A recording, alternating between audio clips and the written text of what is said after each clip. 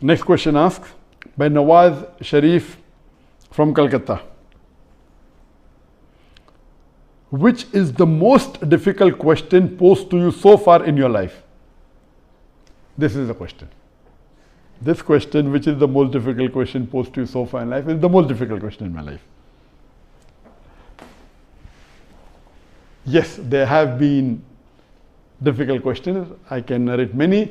As far as the most difficult question is concerned, because it's not a very common question, I will never tell it to the masses, to the public. Because such questions are so difficult, so attacking, and if it's not common, why should I make it public? Alhamdulillah, I have the answer, and Allah helped me. It's through Allah's help I got the answer. This I only discuss with the scholars and the fuqahas. And I asked them, what is the answer? And I've asked this to maybe 50 or 100 people who are scholars and people of knowledge. And unfortunately, the most difficult questions have not been answered because of the intricity, not because of the knowledge based, it is the intricity of the question. So those questions which are attacking Islam, and they're not common, and it's difficult to understand the answer. As a policy, even if you ask, I'll never tell you. That's only to be discussed with people of knowledge and the scholars. Yes, there have been many questions which are tricky. Many questions which may require logical answer, nothing to do with Islamic knowledge.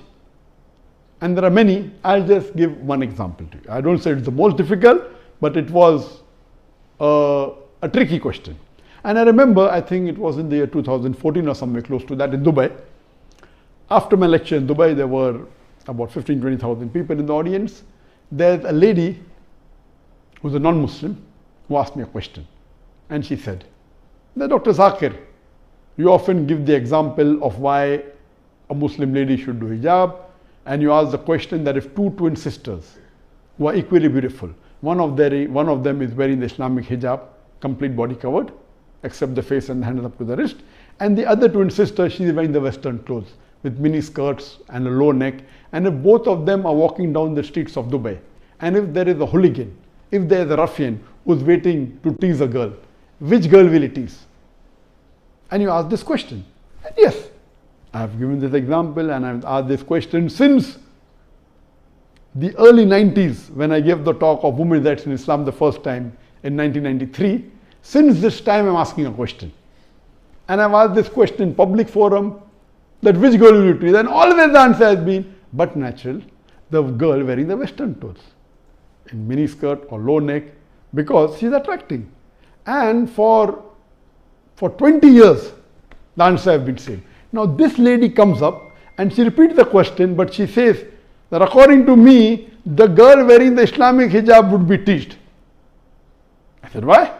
She said, because the man would like to know what is behind the clothes. That's why he will tease the girl wearing the Islamic hijab. And my daughter who was in the audience, she said, no, Abba is trapped. My father is trapped. And I was taken aback that this was never answered. So what I say, these type of replies are mainly devilish replies to try and trap. But alhamdulillah, in such situation, Allah is the one who always helps. I got up and I said, okay, sister has asked a very good question, and I continued the question. And I said, though I disagree. So this was the question asked, now hear my answer. I said, I disagree with your answer. It's an illogical answer. But if you agree that your answer is correct, then why are you wearing clothes? If you don't want people to be clothes, you should take off your clothes. And believe me, that woman was so embarrassed, and that was a very good slap to her reply, to her question, which was a devilish question. She went back and she sat quietly. So these types of questions by non-Muslims who come to attack you, it has got nothing to do with Islam. My answer was logical.